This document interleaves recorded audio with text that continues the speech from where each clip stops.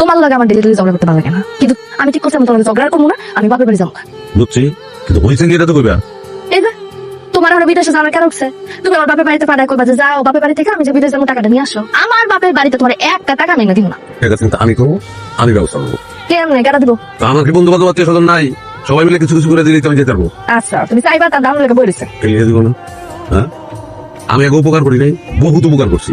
বিদেশে যাবি, বুদ্ধি দিচ্ছে কিনা? বুদ্ধি কেউ দেয় নাই, নিজে চিন্তা করে বুদ্ধি বাইর করছি। দেশে তো অনেক কিছু করার চেষ্টা আমি করলাম, হলো না তো, এটা ভাবলাম বিদেশ যাই। যখন নিজের দরকার হয়েছে চলে আসিস। তা আপনি আমার চাচা, আপনার কাছে আমার কার কাছে আমার? আমি ডাকলে তো আসিস না, নিজের প্রয়োজন হয়েছে ঠিকই চলে আসছিস, তাই তো? শোন, ইলেকশনের মন দে, আমি ইলেকশনটা পার করি, তারপর দেখতেছি কি করা যায়। গত ইলেকশনে তো কাম করছি আপনার, মাইরও খাইছে, পিঠে দাগও আছে। পাস করলে সচিব বানাবেন, পাস তো করছেন, সচিব বানান নাই কেন আমার? তোর এত বড় স্পর্ধা, তুই আমার কাছে কই পড়ছিস? টাকা পয়সা নাই, হাত খালি, আমি টাকা দিতে পারবো না।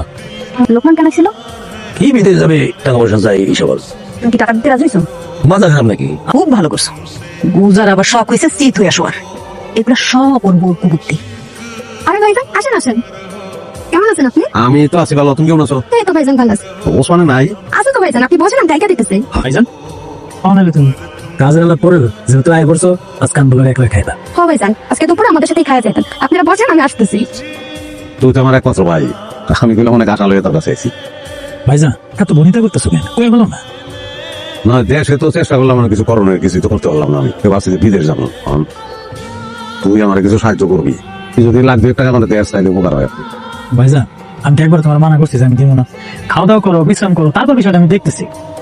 ভাইজান আমি তো আসতেছি, তুমি বসো। ভাইজান কি ও ভাইজান তো দেশে বিদেশ যাবো, তারা মানা করি কেমন কও? মাথা তুই লাগি তো অসুবিধা খবরটা একটা টাকাও দিবান কি করতেছি? তুমি আমার আপন বড় ভাই, সেটাকে যে স্যাম্পল টাকা দিব না? না দিবান, তুমি হারে চিনো না।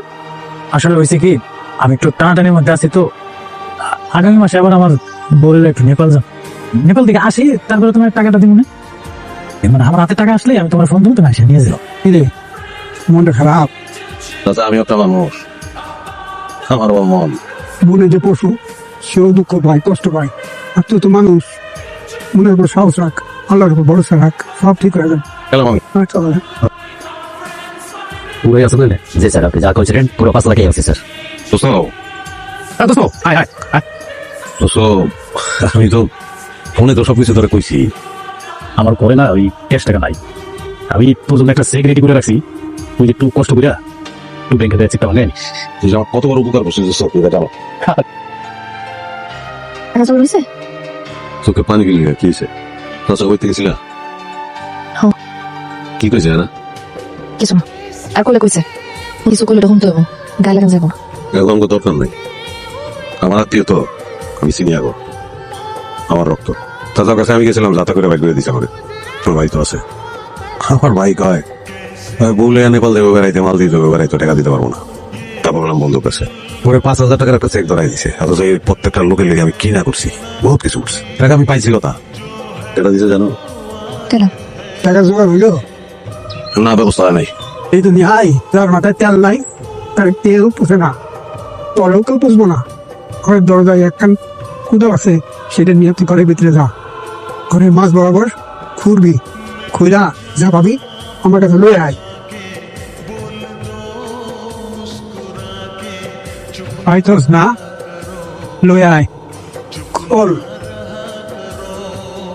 গয়না আছে সব ঠিকঠাক। এইটারে কয় নিয়ত গুলি বরকত, এগুলো সব তো চাষির গয়না। এই গয়না যার, সেও একদিন দুনিয়া ছেড়ে চলে গেল। আমার তো আর কেউ নাই, এগুলো রাইখা দিয়েছিলাম আর মনে মনে আল্লাহরে কইছিলাম, আল্লাহ এই জিনিসের হেফাজত তুমি কইরো, যদি কোনোদিন কোনো মানুষের উপকারে লাগে তাহলে দিও। এটা তোর নসিবে ছিল রে বাপ, আমি তোরে দিলাম। চাচা এটা কি কোনো এই জিনিস তো নিতে পারবো না। আমি তো তোর যদি কেউ আসে তাহলে খালি হাতে ফিরাস না, আমার কথা দে বাপ। তাড়াতাড়ি গেলাম, দেরি হয়ে গেল তো। এই তো বাইরে যাচ্ছি রে। তুমি টেনশন করবো না, হ্যাঁ আমি দিকটা সামলাই নিব, তুমি মাথা ঠান্ডা করে কাজ করবা।